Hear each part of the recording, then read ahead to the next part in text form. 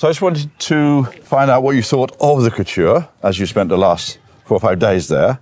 Perhaps the best thing to do, just so I get some sort of idea of show by show, who did what and what you thought was interesting. Obviously, there are people I know about a little bit already because I've been following a bit online. But just so, what was your first show, or what was the first show? First show of mine and of the schedule was Schiaparelli. Right, okay. So I got a 6 a.m. Eurostar, landed in Paris at 9:30. I was at Schiaparelli for 10. Wow. Which kicked things off. Schiaparelli usually opens the week up, so that's Daniel Rosebery. Didn't it used to be Versace that opened it? Well, Versace stopped doing couture for a few years. They stopped from kind of 2013 because they just couldn't afford to do it anymore and didn't have kind of the clientele and just the funds to do it during the recession and things like that. But Schiaparelli have opened it for all the seasons that I've been doing, which has been about 4 or 5 seasons that I've been going now. Right, okay. So that's probably the main one to start with. Yeah, I mean, Schiaparelli, I think, is always... Because I think with couture as well, it's such a different realm to kind of the ready-to-wear shows. And Schiaparelli really is the kind of... the sort of core... I think it kind of summarises everything that couture is in terms of being absolutely art pieces and for these kind of one-of-one kind of clientele pieces.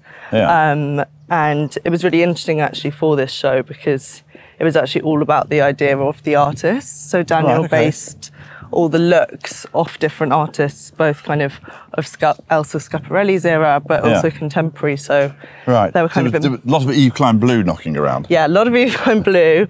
The bodies were kind of painted in that Yves Klein blue, but then he also had it on the clothes. But there was really nice bits, like he took Lucien Freud's kind of brush strokes and then did them in kind of paillettes, so sequins, which were kind of shimmering. And each look was very much its own kind of piece. What was actually quite interesting about this show was that Schiaparelli, since 2017, has been doing lots of ready-to-wear. Yeah. And for this collection, Daniel designed the couture looks in terms of separates, which is quite unusual to see in a couture show. You usually get kind of these... You have to still do evening and day looks. So normally you do one look? Yeah, you kind of have looks, and he said he didn't style these into looks until a couple of days before the show. So when he was kind of sketching this collection, he wasn't sketching it in terms of his kind of look 1, look 2, look 3. Okay. He was doing it in terms of separate pieces and thinking about these different artists and how they would feed into the clothes. Right. So it was quite a kind of eclectic mix of things, lots of kind of different... And give me a taste. Who's on? I wanted to know actually who goes to a couture show because it's not as many people. It's much smaller. So let's say 500 go to ready to wear. Is that a rough 500? Probably, audience? Maybe more. I think it can get up to kind of 1,500 if it's a really big show. Right. I definitely know that PR teams have a slight headache with seating for couture shows because the amount of seats for press is much smaller. Right. And the priority is given to that small but very important clientele for couture, as well as... So they really are a thing? Yeah. The ladies who buy couture? Yeah, really are. Fendi especially. Really? Yeah, that was the... Funny. I can imagine, for some reason I can imagine it being Chez Fendi. Fendi was the last show. I'm kind of skipping to the end, then we can fill in the middle. But Fendi is always so interesting. I can't imagine them buying quite out there pieces like Schiaparelli. That's a very few people to begin with. Like most people can't buy couture, and the people who buy couture, you've probably got a lot of money. A lot of money. But are they into avant-garde fashion? Does that mean that Schiaparelli is, because it's so wonderfully in tune with art and wonderfully in tune with all kind of contemporary art, and almost becoming a contemporary art form in itself? Are there enough people to buy that? I can't work out that there would be.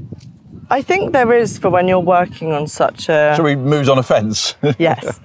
I think when you're working on that scale, where you're not producing multiples of these things, like for instance with Gaultier, they only produce one... If they do one design, they will only do one of that design per region in the world. Right, so you buy your region. Yeah, so say you were from one country and you wanted look 3 from Gaultier, and you were So you did county by county. East Anglia. Well, they say region, so right, I think it means bigger than East Anglia. yes. Okay. So they kind of limit it to that. So you can imagine that that's enough to keep them going. If one look costs enough, Right, that right. they can just give that to one client, and obviously that client will be able to alter it, kind of tweak it, have their kind of say in it as well. Yeah. And they have to have kind of a minimum of 3 to 5 fittings for that to be couture as well. So how many people do you think roughly are buying on a Schiaparelli? How many clients did you see at Schiaparelli? So Schiaparelli was at the Petit Palais. Yeah. So you imagine kind of the end room of the Petit Palais is kind of this circular kind of dome section. Yeah. And that was mostly, from what I could see, press, and then a few celebrities like kind of Cardi B, people like that. Yeah. But then you have, before that, you have the kind of more traditional runway, if you think of that kind of format. And that was absolutely chock-a-block with clients. Right. People that I don't see any give us a of number, 20, 50? 100? 100? I'd say 100. Oh. Clients, or at least kind of, I'd say that at least some of them were probably more ready to wear clients, but that are in that kind of Schiaparelli bubble and want to come to the couture. Maybe they aren't necessarily buying it. But Right. I'd say there were at least 50 key clients there. And we actually went to a cocktail party that they did for kind of press but clients. And there were a good kind of 20 women in there during the kind of 20 minutes that we were there, who were fully in Schiaparelli couture. Okay, so it is a kind of financial thing then? Yeah, Because if they're paying up £50,000, £100,000 per dress, am I about in the right sort of Yeah, zone? I think so. And it's also not just financial, it's about, this is kind of where a brand or a designer can show the absolute height and pinnacle of what they want to do, and that might thread down into their ready-to-wear. For instance, Schiaparelli, kind of their ready-to-wear is a great kind of reduction of that height of couture. So for them, it's where they're able to kind of express themselves most fully, and also have kind of an impact image-wise, because that trickles down through the media. You know, you'll see Cardi B in a no, I get number. the whole of that. I'm just sort of interested in actually the logistics of making this make sense for the brands. Yeah. Really, what was the one thing that everyone went, or was this all of it? I don't think with this Schiaparelli show there was so much one look like there usually is, and I think it's because it wasn't, this collection wasn't so much about one kind of idea explored in different ways. It was all of these kind of different artists. There was one top which was, I don't even know if you can call it a top really. Right. And it had all of these different kind of artists' pieces on it, kind of wooden hands, and then kind of African beading and jewellery, and it was just this kind of eclectic bomb of things going off, and it was really, really amazing. But no, I don't think this collection had kind of one incredible look that stands out in perhaps the same way that last season we had those faux fur wolf dresses. Did that go down well? There was definitely a mixed reaction to that, because I think the whole point of it was about the handwork and the craft. It wasn't real. But then I think when you take that out of context, that's not a great image to send out. So that was the two different kind of viewpoints. Every season you hear sort of, outrage. Outrage at something that happens, but then nothing seems to change. No. It's sort of it was outrage. This week, obviously, What was Paris the outrage had this just week? come out of the riots. Right, There'd been riots the weekend before. Celine cancelled their ready-to-wear show on Sunday night. So was it just a sort of outrage actually doing something fashionable amongst social turmoil and injustice? Yeah, but then that's also a very French thing to do, isn't it? To cancel them or to... No, to have civil unrest and then the bourgeoisie events continue. Yeah, that's true. Okay, so Schiaparelli. I'm photographing the couture next week, so I'm hoping to have a piece of Schiaparelli in that. Who are you we stand in the photographing shade for? for a little bit? Yeah. Who are you photographing for? It's from Marc Ascoli. Okay, nice. Yeah. Beautiful. I wasn't at Balenciaga, but that armour dress would be amazing to shoot. That Eliza wore. Yeah, I would love to get that. It's just wherever it'll travel, and wherever, Because they did, for Autumn Winter 21, they did a video game. Do you remember they did Afterworld, that video game? And she was in it wearing a suit of armour. So it's kind of a couture take on that. Do you know the stylist Sarah Jane Hoare? Yes. She said to me about, I think, 3 years ago, something like that, we should do a suit of armour story. And I was Really? like, yeah, that's an interesting idea. And then typically did nothing about it. Yeah. And ever since, there's been armour all over the bloody collections, especially Shea Balenciaga. Anyway, so moving on from Schiaparelli, who's next on your list? Thom Browne. Right, okay. This was actually Tom's first couture show. Yeah. And it was both an incredible collection, but also experience, because it was at the Palais Garnier. And we were led up the back entrance, which actually used to be the original entrance when it was built. Okay. But so we went up the backstage, kind of rickety stairs. Nice. A very kind of uncouture entrance, if you will, because it was quite rough and ready. Yeah. But we went rough up, and ready or old Paris rough and ready? I mean, I loved it, old Paris rough and ready. Well, in that case, I it's don't very know couture, how some ladies would feel about the nails sticking out, but I loved it because we literally went into the backstage of the theatre, so we were sat on the stage. Oh, lovely. So we came out through the backstage, sat on the stage, and then the curtain went up, and we were looking into the seating area. Nice. And what was in the seating area? All of these identical cutouts of men wearing a Thom Browne kind of classic suit with sunglasses, all identical. Nice. So they were kind of watching us. Right. And we were sitting there while these kind of... Because Tom really always does something very theatrical. Yeah. But I think doing a couture show allowed him to take that to kind of the next level. And because I remember I called you and I was talking to you about that you were doing this shoot. Yeah. And I said, there's a pigeon look. Trust me, it sounds weird, but you must shoot it.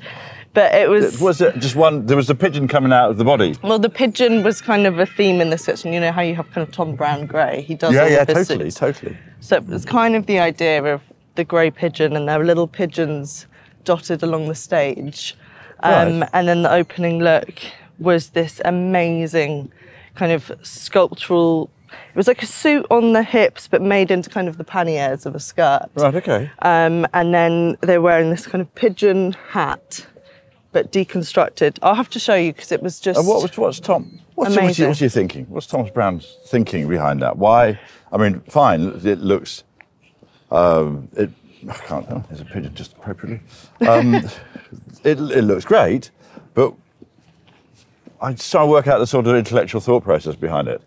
Well, we had these little scrolls on our chairs. Yeah. When we opened them, I can't remember the phrase off by heart right now, but the phrase basically is this little saying, and it basically means, it's that saying that if you have one pigeon in your hand and there's one bird in your hand and two in the bush, basically don't be greedy and try and catch the two in the bush. Kind of basically be grateful for what you have. Okay. So that was kind of the thought process behind it. It's a funny old thing. I mean, pigeon's not exactly a noble animal.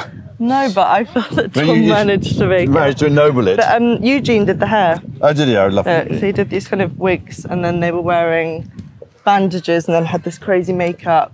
Fantastic. But I feel like it was kind of about, because Tom's kind of basis is these grey suits. Yeah, absolutely. And then he always does these theatrical looks, and I feel that this was another kind of expression of that, and also celebrating, it's the anniversary of his brand this year, and celebrating kind of the signature Thom Browne's, but how you can elevate those kind of archetypal things. But it was quite funny, Diane Keaton was in the front row. Oh, really? And her expressions watching the show were just brilliant. The excitement and awe was just little old lady now, isn't she? Really brilliant to watch. She's been in her 80s, bless her. Is that right? She's aged wonderfully well, however. She's brilliant. But you could feel the kind of excitement in the room with that, and it felt very special and like a performance, and that I think also because a bit of fashion theatre. Yes, I mean literally. Yeah. And we were right in it, and that felt, I think, same as Schiaparelli really. That I didn't sit through either of them thinking, is it necessary? This is a show. Is it necessary that we are seeing this in person? You know, it felt like this is how the best way to see it. Yes. Yeah, totally. Yeah, okay, I'm with you on that. I mean, he was talking after the show about doing this couture show for the first time and saying that he really wanted to make a show of, in his words, American fashion in Paris. Right. Okay. Which is definitely something that I mean, actually, Daniel Roseberry's American at Schiaparelli. Yeah. There are Americans working behind the scenes, but you don't really think of American designers as being at the forefront of couture anymore. So I think that was quite a nice thing to do. Okay, so Thom Browne's exciting. I love the idea of it being on the stage and you being on the stage. Felt really special. Yeah. And who's after Thom Browne? Who's after Thom Browne? So that was on Monday. Then we had Iris van Herpen. Okay.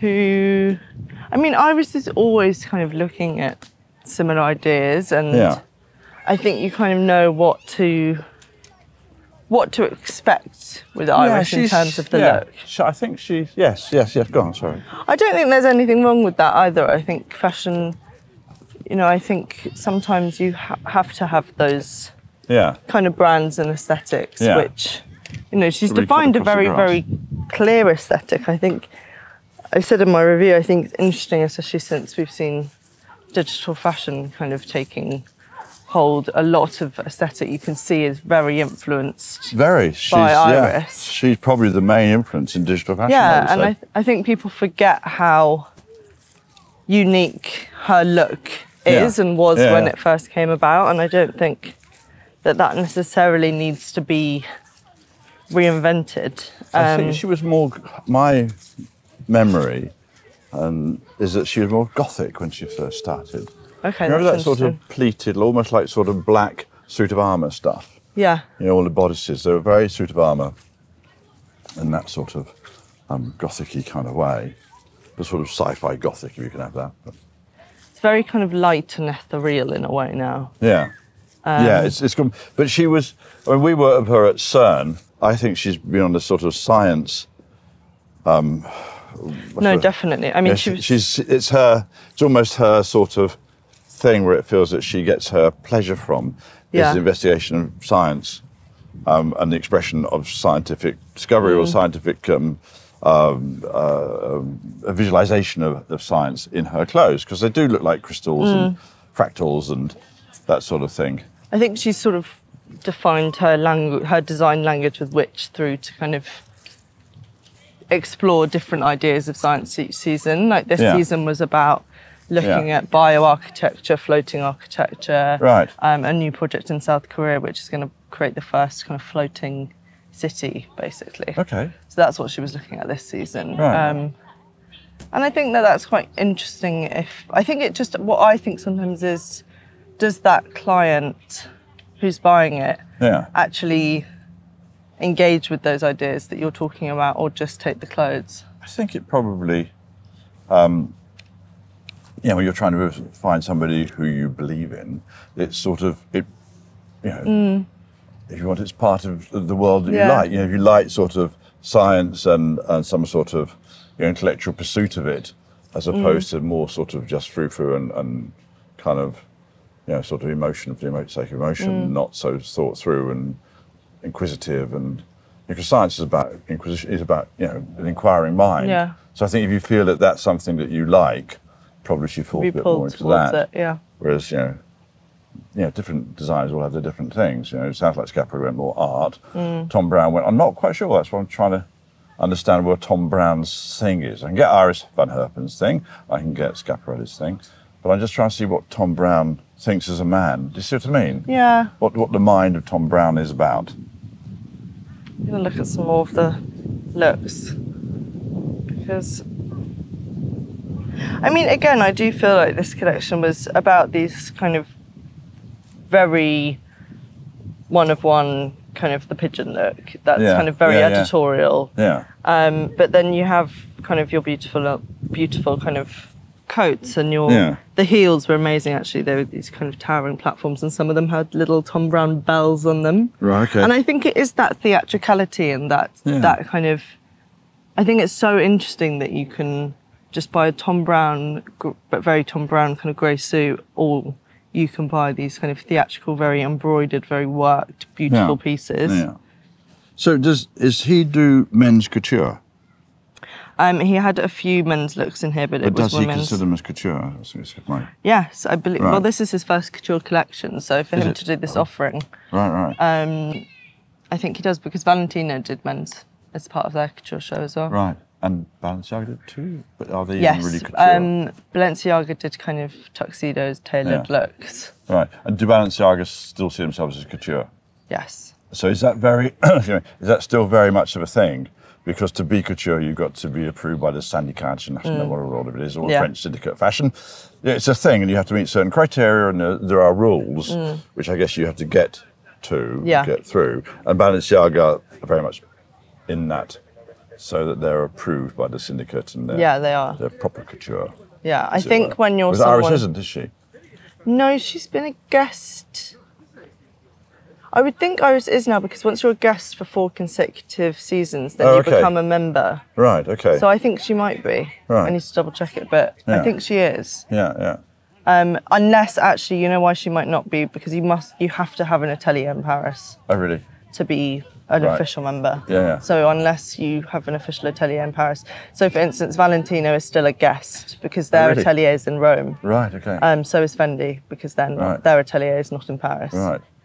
Okay. So you can still kind of be a given guest, if you will, that you kind of know that you're going to be invited to be a guest every season, but you won't be an official member because unless you don't have an atelier in Paris. Yeah. I saw a beautiful dress, Iris van Herpen. Really lovely, white, sort of, a bit like, do you remember Georgina Godley? No. Probably don't. She was a great designer, and I think she still designs, actually. But she did all these sort of hooped on hoops. So the white, in Iris van Herpen's show, it was a series of white hoops all intersecting, like a sort of moving Calder mobile type moment. It was, well, not really Calder, but it was a beautiful, just a visual sort of, because I come at this sort of, what will make a great photograph? Yeah, I mean, that's interesting, because one of the designers that we went to see, she's actually only just graduated from St Martin's, but she's dove into doing a couture collection straight away. But she was quite interesting. We saw her in person. I'll show you some videos later. Yeah. Right, nice. That's nice. But it just made me think about the kind of disc. That was what I was talking about. It's very nice. It was actually really nice. Jisoo Biang. Okay, so Iris was Iris. Iris was Iris. Then who did we have? I wasn't at Chanel, but I thought it was interesting because walking around Paris, you walk around. I mean, obviously we've got Chanel in London, but it was interesting walking past the Chanel boutiques and seeing stuff in the window, and then thinking, obviously it's not couture, but then thinking about how it's presented on the runway. And I think the problem a lot of people have with Chanel, whether it's ready-to-wear or couture, is the styling of it on the runway. Oh, really? And actually, when you take those pieces apart, I think there's firstly such a dedicated client there. It's such a family kind of grandmother, mother, daughter brand. It's kind of handed. It's like a heritage brand of the, in the biggest sense that it's handed down. Well, it has been forever, because I can remember friends when I was sort of your age saying to me, "Oh, my grandma has amazing pieces of Chanel," and this was actually a Spanish friend of mine, very elevated Spanish family, as I say, who showed me some of his grandma's original Chanel. It looks just like the Chanel you see now. Yeah, exactly. I don't think it's not really. Virginie Viard is not trying to, again, reinvent the wheel every season. There's definitely kind of themes and different kind of routes that she's taken, but I think this season was about stepping away from trying to be so kind of cool young Paris girl, which hasn't come off very authentically the last couple of seasons. Like the opening looks for this with the kind of classic Chanel boucle tweed, but then long kind of almost duster coats done in it. Right, okay. And they were so beautiful, and there was kind of Caroline de Maigret, who's kind of an ambassador of the house. She's probably in her 50s, opened. Right. Then you had Amelia Gray, who's one of the kind of younger models at the moment, and they were wearing very similar looks, and both looked fantastic. Right. So I actually thought it was a nice Chanel collection. Oh, good. Yeah. And what do we know about Dior? What did they do? Dior, I mean, this is actually quite interesting, because Dior, I was having a look at it after the show. And who's designing Dior? Maria Grazia Curie is still at was Dior. Part of Valentino's. She was at Valentino at the beginning with Pia Paolo, but she's been at Dior for a while now. And it's interesting because the press are quite divided about Maria Grazia Curie. Yeah. But it sells so well. Really? They're ready-to-wear and they're couture. It just sells so well. People love it. Yeah. They love what she does. Fine, well. So I think, And I went to a re-see of their cruise collection while I was in Paris. Yeah. And actually, again, a bit like Chanel, when you take the pieces apart, they're just beautiful pieces of clothes that you can see women would go into a shop, if you're that kind of client, and just think, that's great, I can wear that, I'll look fab in that, and just take these pieces, and they're beautiful, real wardrobes. To an earlier conversation.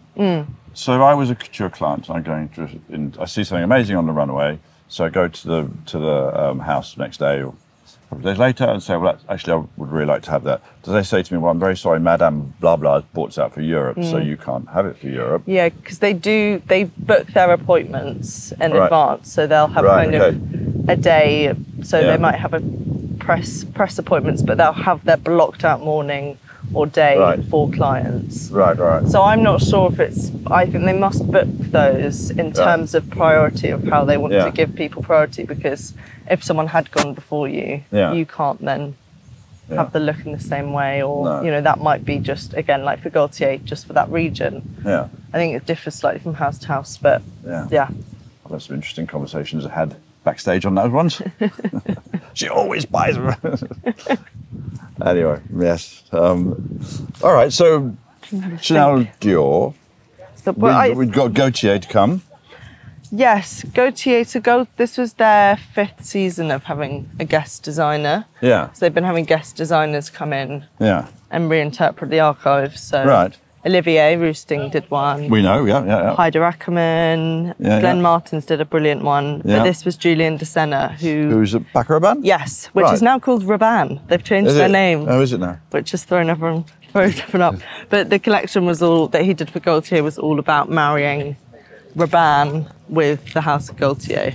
Right, okay. So taking kind of... But I quite liked it because it wasn't obvious. It wasn't lots of kind of the stripes and the conical bras. It was more kind of, not subtle references, but references that you could see that Julian had pulled, having grown up with the brand and loving Gaultier. Right. Kind of taking Do you think you also love John? Do you think you also love John? Yeah, there were again. I thought there was a couple of, which yes, is fine. I mean, you know, Jean Paul and John both kind of, you know, huge influences. So it's hard to.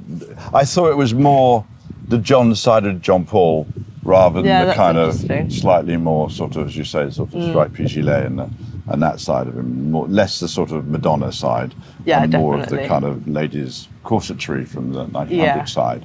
He did these kind of 1950s stockings, right? Which at the back kind of went into those, I'm trying to think, little kind of stilettos that women would wear in the 40s, kind of 40s women's shoes. Okay. But kind of sewn into the stocking is a silhouette of the shoe. Yeah. Nice. So, and then the music was kind of the sound of women walking on the street, but then this kind of almost French 1940s kind of restaurant music. There was a mixture of a lot of things, you know. I felt from that there was this sense of kind of the 40s. There was also a lot of... Sounds like he's gone to Jean-Paul Gaultier's mother. Yes. Sounds like it. Yeah. Sorry, I interrupted you. You said there was also just kind of lace, kind of slip dresses. Yeah. Those kind of elements. If you think of kind of camisoles in a woman kind of in the 40s, and then you had kind of the corsetry, as you say, as well. But there was like an interesting mix because then the opening look was kind of this French military look that Natalia Vodunova wore. Oh, right. How was Natalia Vodunova? Yeah, looked fab. Good she. Good. No, she looked great. She was such a favourite model of mine growing up, so I still love kind of, you see her in the rare show now, so that was cool. She's good. I mean, I think the collection was sort of a kind of TikTok fashion archivist dream. Right, okay. And something that again, client there is really important. So it's been interesting going to these shows with these guest designers because you get these meeting of two worlds almost. You get the Gaultier client and then the brand's clients. There were a lot of kind of Paco Rabanne, silver disc dresses on the front row. I saw that. Where did I see that? Iris. I saw a lot of Iris clients sitting in Iris. Yeah. I saw. Is that the thing to do? Is that right? I think at Couture it is. Going to? People less do that at ready to wear unless they've been dressed. Yeah. But I mean, for clients, it's like, this is the... I think it almost must be a moment as well as you're going to be amongst other clients and don't you want to show what brilliant things you've got? Yeah, I guess. It's just, when I saw it at Iris, I just thought, well, didn't know it was etiquette-wise. That was a bit not what one should do. I mean, obviously it is, but I just felt a little bit sort of, I don't know. I think for some of these clients, some of them will obviously go to quite a few of the shows. Yeah. But some of them might only be going to a couple of their 2, you know, because all of these shows were so different. Yeah. They're so of their own distinct brand world. Yeah. And it's not that a Chanel woman can't be a Schiaparelli woman, but a lot of those women won't be crossing over. And this is their kind of, their perfect world to kind of fully dress up in, if you will. How British You of want us. some? I love them, thank you. Do you think the clients, those very rich ladies and maybe gentlemen who are buying this, are buying just their favourite and then going back to Texas or wherever it is? Or do you think that they are in some way, they buy just their favourite brand and then going home, or are they buying this season's couture? So they'll have a dress by so-and-so and a dress by so-and-so. I don't know, you know, because I think the clients which, they have a close relationship with the brands, so they will be coming to shop their favourites, which are also the ones that they have close relationships to. But did you see the same clients at different shows? I saw a couple at similar shows, but right. there was like one woman called Sutton Strack, who's actually a reality star now as well. Excellent, good. She's a real housewife, but she's kind of she's southern, a southern belle. She must be in her 40s. And she goes to Giambattista Valli, Alexis Mabie, and Gaultier every single season. Right. And then she posted on her Instagram something on the runway of Gaultier and said, "Just here shopping at Gaultier."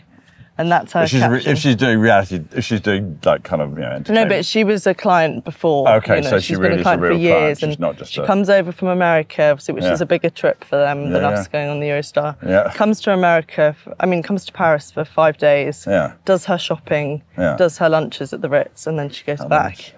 So that, I mean, it is interesting spotting these women. It is. I mean, one has to be very careful because, of course, like nobody can afford to do that, and it's like 0.1% of the population. It literally is that. Yeah, but having been on the sort of part of that, I'm not buying it, but going there to photograph it and staying in the Ritz and all that sort of thing, and you know, it's a very refined existence, which one can hate, and you know, I'm just trying to get away from the sort of quite natural feelings of this should all be not allowed. We've got so much poverty and torment in the world, but it is as a thing. It's actually quite well done. You know, you feel it's very sort of rarefied and very. I'm actually digging myself a really bad hole. I was thinking about this earlier because I do think there's something about it which we've forgotten. It's in the way that if you go and see a great film, I can't think of a great film, but say you went and see a Funny Face or Gone with the Wind, or you tell where my references come from. But a great film. You wouldn't just go in there thinking, oh, well, you know, Keanu Reeves can't afford that or shouldn't have one of those, or, you know, or Tom Cruise shouldn't have a helicopter because it's polluting the world. You're just going to go, okay, I'll go into kind of, you know, entertainment and fantasy world. And it's a bit like that for me with the couture, but you're actually in it. Yeah, I agree. But I also think that actually there's something about couture where there's something almost more sustainable about it, where even though it's for this much smaller clientele, it's not being mass produced. It's for people who, it's not being bought on. I don't think it's so much about status. Right. Like clothing as a status symbol. I mean, it always is, but these clients really appreciate the craft and the beauty of these as art pieces. And I think that is lost in the mass production of fashion. That's fair enough. And it's just like buying a painting then. Yeah. It's just like buying They see it as artwork. A Van Gogh or a you know, Debussy. Wearable artwork. Oh, excellent, great. Okay. And I think there's something that fashion, if you compare that to the ready-to-wear shows. Yeah, let's walk to the next shady tree. And the kind of just mass production of fashion. You know, there's these two dichotomies, I think, of fashion. Yeah. There's a very big difference, I think, now between fashion and clothing. Yeah. Kind of you think of the clothing industry and you think of fashion as an industry. Yeah. I think fashion does live in a...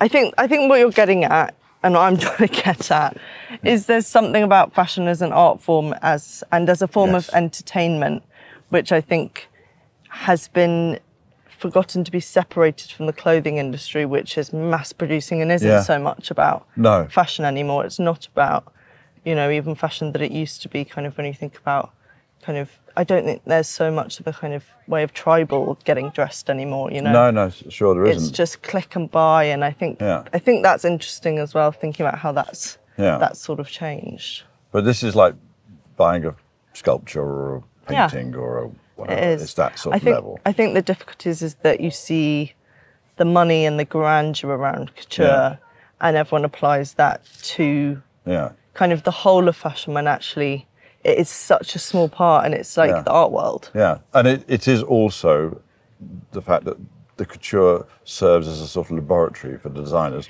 to look at new materials, new ways of cutting, new decoration, new dyeing, to keep the craft of fashion going. So all the people that, you know, have trained for years and years and years to be the person that makes the leather or the, you know, sews the feathers on or whatever. All those little crafts, which I think it was without Karl Lagerfeld keeping Chanel going, or without John Dior going. You know, those crafts would have gone, all those people lose their jobs.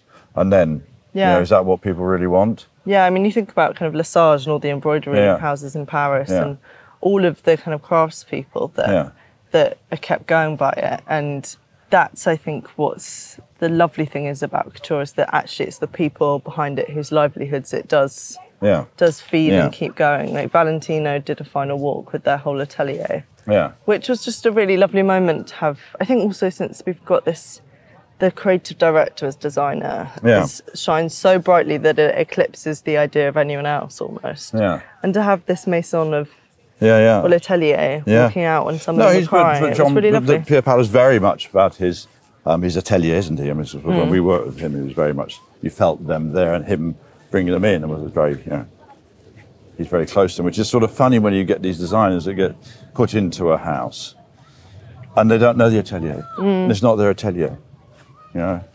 I think that's always a difficulty when you put someone in a new house, because especially if you're doing couture, you have to have, it's not about kind of, because at ready to wear you can go to your team of designers and just give them kind of mood board references and they will come up with the designs. But if you're kind of at a ready to wear house, you can go to your design team and say, oh, I'm thinking about space and these kind of obscure references, and they will come back to you with designs.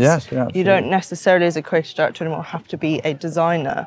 While as that still can be true of couture, but you have to have you have to give your couture atelier designs and have a close relationship with them, and you have to be able to get on with them and understand one another. But isn't that what comes unstuck when you get, you know, a young designer dropped into an atelier and doesn't know how to work with them, and doesn't know them as people, doesn't know their strengths and their weaknesses. It's true though. And of course they're all super professional because they're in that sort of very drilled sort of hierarchical system that there is in couture ateliers. It's an example of actually couture that it can bring out the best of a designer, because it gives them every tool you could imagine you need to kind of illustrate and bring your vision to life. Like everyone that said that they've worked on the Jean Paul Gaultier kind of couture guest lot has, even kind of people coming from other couture houses have said how incredible the experience was to be able to work with this couture atelier and the possibilities that opened that they'd never experienced before. But I think they're open to that way of working, and I imagine that Jean Paul might have said to them, we're going to try this for a few years. You know, we shut it down, or we try this kind of, you know, because I feel on some of the other houses, they'd be like, now meet. No, I think that's a slightly different thing. I think when you know you're just working with the designer for one collection, then you have a different kind of rapport with them. But no, I just think it shows also for a designer how much that enables them to be creative, and actually how it can really show the best of them to their best, really. So we must be nearing the end of our tour of couture. Well, we're nearing the end of our trip round the park. John had a great round walk. We did. I went back with the screaming kids. Back with lovely children. Let's go over towards that way, but you still need to talk to me about Balenciaga. Balenciaga, especially over the past kind of year or so under Demna, have really been talking about turning away from the idea of kind of spectacle through kind of online imagery and campaigns and kind of media effect, and really focusing back on the clothes and the craft of that, and kind of how quietly you can do something really, really fantastic. Yeah. So this collection was really kind of the summary of that, really. Right. Because the closing that we were talking about earlier, that Eliza was wearing, the armour dress, that's actually the most kind of internet buzzy dress you would have out of the whole collection. The rest is still beautiful, but it's not about these kind of internet viral moments. It's about really beautiful clothes and craft, kind of a pair of jeans which took, I think, 2.5 months to make because of the technique that it uses. Oh, was it all little beads? Yeah. Right. Kind of trompe-l'oeil. Yeah. Fab. Well, that's nice. Yeah, really amazing. Yeah, I think they're a super interesting brand. People love it as well. The ready-to-wear does so well, and not just in accessories, but in ready-to-wear as well. People actually buy the clothes, which, you know, accessories and leather goods in particular are usually what keeps brands going. But Balenciaga actually sells a lot of clothes, and their couture has their clientele as well. So they're really one of the kind of leaders at the moment. Yeah, I get that impression from other people in the industry, should we say, that they are doing something right. I think they're interesting as well, kind of shoot-wise as well, because I think that you were saying about the Eliza dress, but also they just do a beautiful silhouette as well. Yeah. Really sculptural. Vetements released a little catalogue of clothes, and that's Demna's brother. Demna's brother, that's a ready-to-wear. Feud, is it? Is it a feud? We don't know it's a feud. Well, they... Slight feud. I don't think they really speak to each other. So sounds feudy. Yeah, so they started Vetements together. Yeah. And then Demna left, went to Balenciaga in about 2016, something like that. And Vetements, actually, I haven't had a chance to read it, but they did a front page story with the New York Times, which came out yesterday. Yeah. And the title's something like How Vetements Wants to Take Over Fashion. Right. And I think it's interesting looking at their lookbook you mentioned. Yeah. Because it's very Balenciaga couture, especially one of the dresses is kind of from that. Do you remember the Balenciaga show? You actually shot one of the dresses for V Magazine, the big blue velvet dress. Of course. So one of the dresses looks like that. Yeah. It's done in like a grey. Yeah. So it looks like it's sort of referencing Demna's Balenciaga couture, but you don't know, is he maybe saying these couture ideas that we thought of years before together, or is it kind of coming back to that Vetements route of being kind of commentary and slight kind of satirical element, which Vetements has always been. No one knows, but it's interesting. Little soap opera going on there. Yeah. Is there anybody else we haven't mentioned or haven't talked about that we should just... I think we should talk about Fendi. Oh, yes, of course. Which closed couture, Kim Jones. This felt like quite an emotional show, weirdly. Oh, really? There was like very high-pitched orchestral music. Yeah. And I think also, I don't know if this is true, but I've heard rumours that we did this big Dior men's show, which was saying, my 5 years. Yeah. And I've heard rumours that he's not been re-signed or has decided not to re-sign for Fendi and Dior. Right. So I don't know whether I was going into Fendi thinking, is this one of the last ones? Finale. But there was this sort of orchestral music. Yeah. The models all walked kind of clutching their tops or holding little bags here. Yeah. It was actually really beautiful. It wasn't as... Some of Kim's Fendi couture has felt quite bland, just in terms of... When you see it on a runway, it doesn't necessarily... You don't think, that would be amazing to photograph, or that would look amazing on a red carpet. It feels like it's very tailored to, again, the clientele that I see on the front row, who I think are quite kind of Asian, that kind of market, Asia kind of market, and also quite a kind of demure market as well, perhaps kind of Arab as well, who kind of want to be more covered up, which is, I think it's great to see brands being more kind of close to their clientele. But this collection was a lot more embellishment, a lot more kind of sequin, as you mentioned earlier, but just really beautiful dresses. It wasn't... I don't think Kim's Fendi is about necessarily showing this kind of completely new look or idea in the same way that Schiaparelli was. But it was a nice and beautiful collection. I think it's interesting when you look back to Kim's first Fendi collection, which came out in lockdown. Yeah. And he did guys on the runway as well. Right.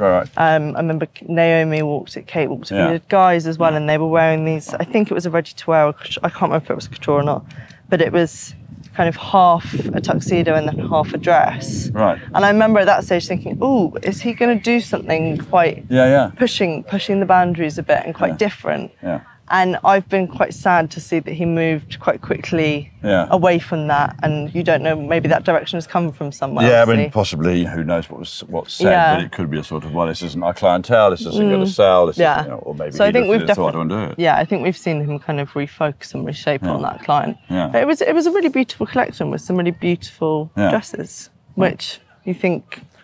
Yeah, well, he's a very, very talented designer, so one would expect. But I think he is very, very talented. Yeah. He's a brilliant menswear designer, and I think we've seen him...